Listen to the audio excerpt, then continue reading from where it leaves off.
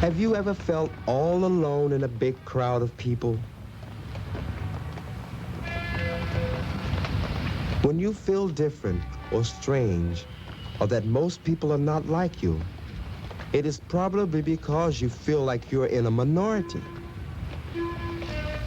Being in a minority is like when you're the only kid in class who forgot to bring their lunch.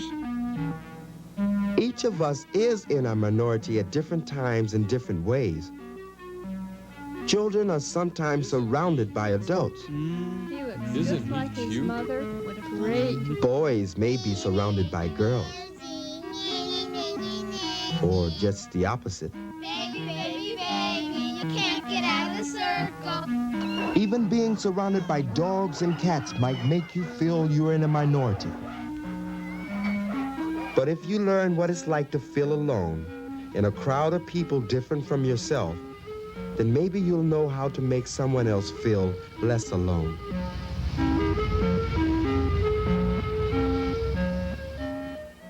What you've just seen is a clip from Vegetable Soup, one of the first children's educational television series to focus on race, racial isolation, and racism.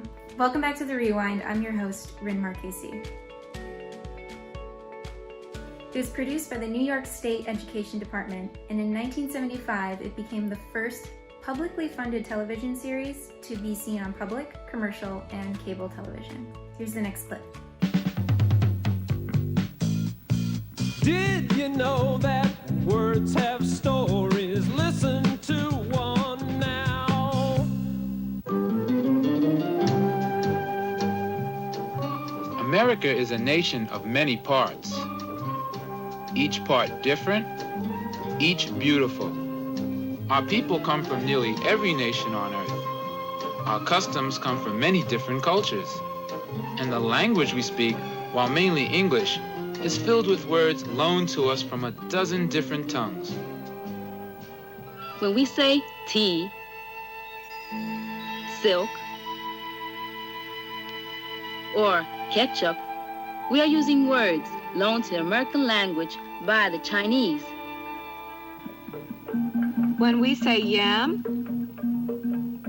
cola, chimpanzee,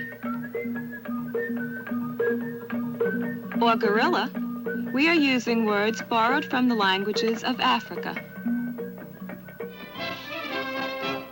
Domino, cigar, banana, guitar,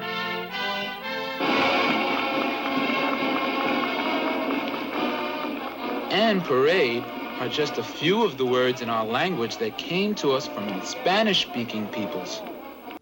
The concept for Vegetable Soup was unprecedented. The executive producer for the show, Yana Brandt, was clear in her vision that it would be different from the contemporaries at the time, such as Sesame Street and the Electric Company, and that Vegetable Soup would teach on attitudes rather than ABCs. To learn more about the mission of Vegetable Soup, check out the article we have linked in the description below, written by Dr. Jeffrey S. Resnick of the National Library of Medicine. I'd like to thank Dr. Resnick for his help on this episode, and I'd like to thank the cast and crew of Vegetable Soup for creating such an enriching series that is now preserved in the American Archive of Public Broadcasting. So, even though we all agree on what colors look like, we don't always agree on what they mean.